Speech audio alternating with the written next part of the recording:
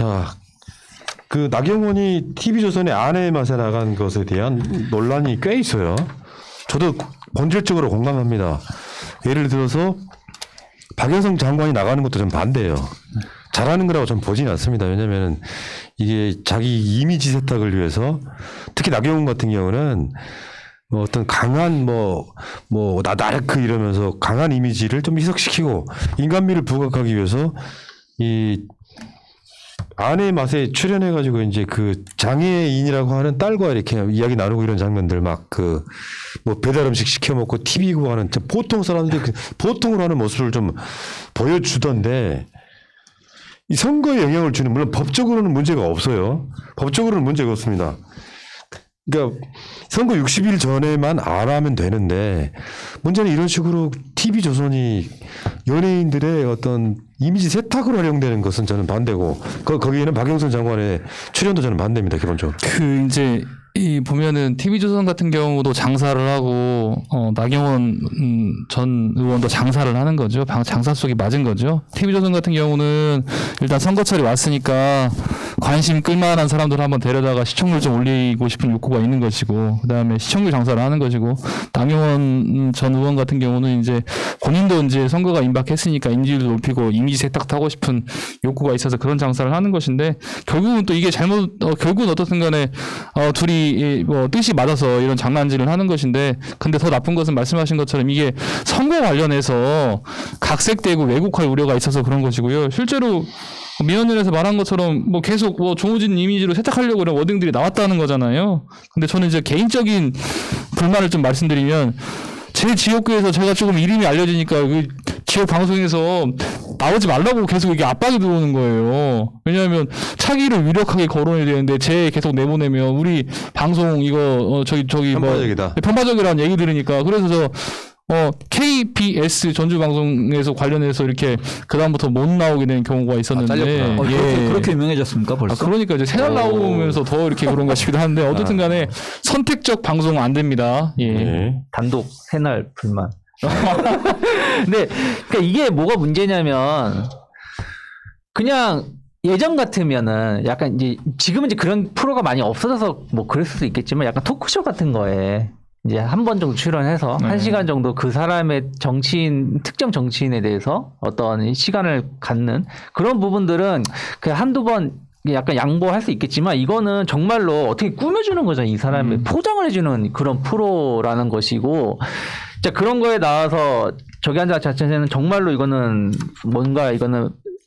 지금 법적으로는 문제가 없다라고 하지만 이건 진짜 앞으로는 뭔가가 제동이 걸어야 된다 생각하고 있고 또 하나는 저는 조금 뭐 별 논외로 더 이 뉴스의 기분 좀 나빴던 건 뭐냐면 방송하기 전에 언급을 했어야 된다는 거죠. 이미 방송은 탔고 그러면서 뉘앙스가 약간의 뉘앙스 제가 그렇게 생각해서 그런 걸 수도 있겠지만 박영선 의원은 아직 나오지도 않았어요.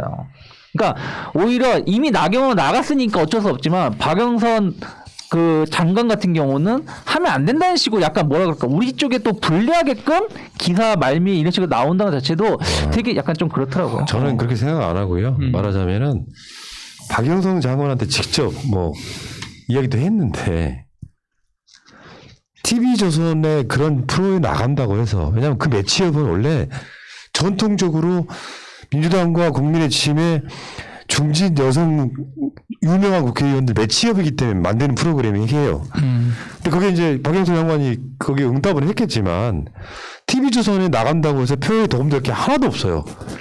그게 사면 아젠다랑 비슷해. 이쪽 사람들이 보기엔 TV조선 그 정청래 의원 같은 경우는 아예 안 나가지 않습니까?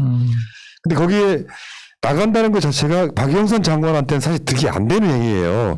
이런 전략을 잘 짜라고. 말린 거네 그러면 박영선 장관 입장에서. 내부적으로는 왜 TV조선의 아내의 맛에 나가서 TV조선 키워주고 그러냐 할지 모르겠는데 이제 나경원하고 박영선은 이렇게 매치업된 게 굉장히 많아요. 지금까지 수년 동안.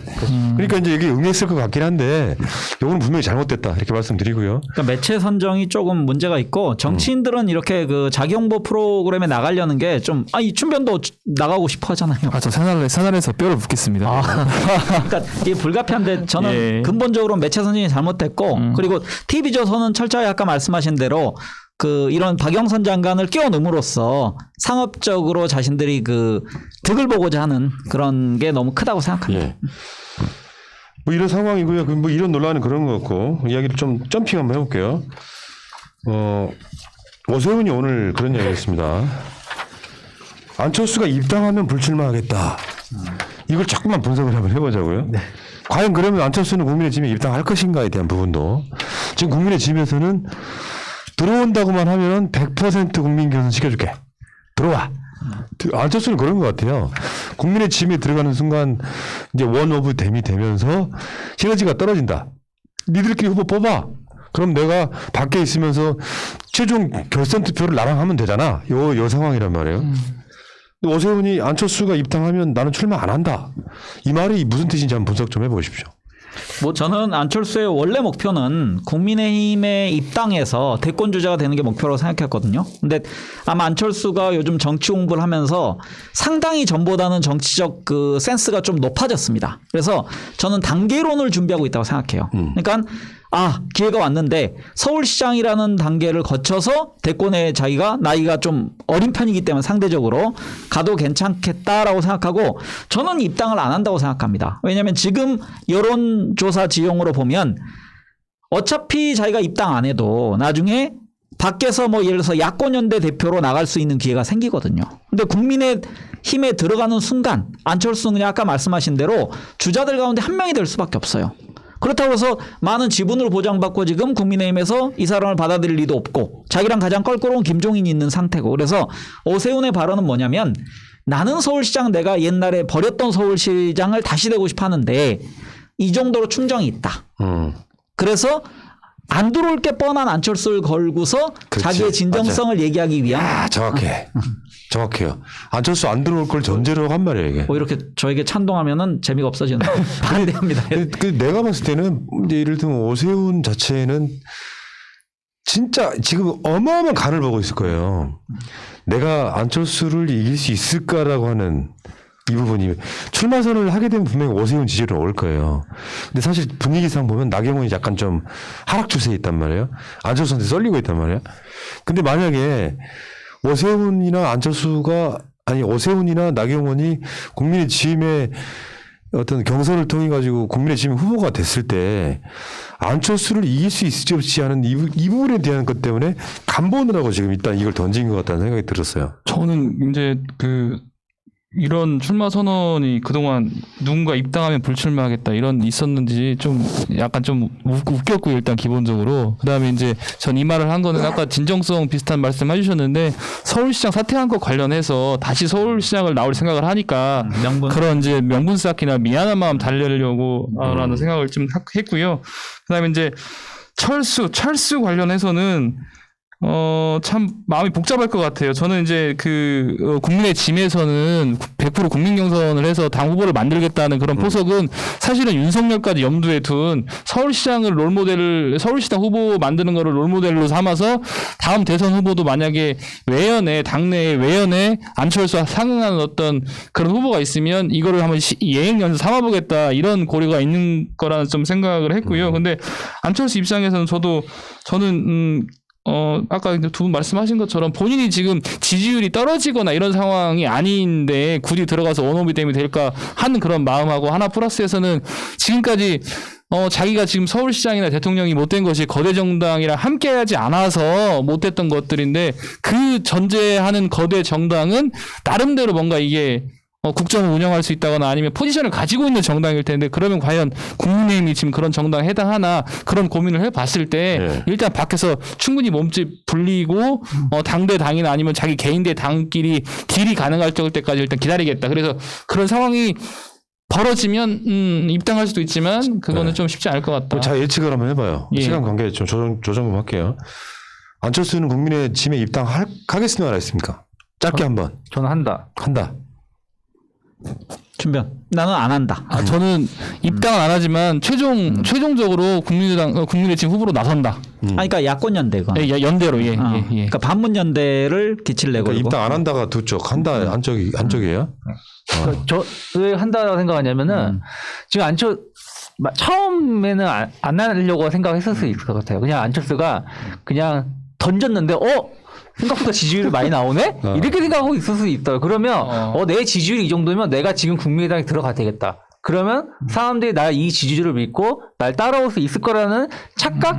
그런 거가 있어서 어떻게 보면 저는 입당할 수도 있다. 아, 그러니까 그 말씀은 밖에서 혼자 나 잘났네 하고 있는 게 네. 아니라 나를 먼저 희생해서라도 정말 이게 그 야권 연대를 만들어내겠다라는 걸 보이셔서 그쵸. 더 이렇게 지지를 올리겠다. 그쵸. 그렇게 생각할 카드는 수 써놓기 있겠네요. 나름이죠. 네. 지금 박영선 장관의 전략도 그런 것 같아요. 그러니까 분위기를 계속해서 국민의 짐 같은 경우는 안철수에게 매달리게끔 만드는 거 있잖아요. 안철수를 바라보고 현실적 지지율이 1위니까 그것도 압도적으로.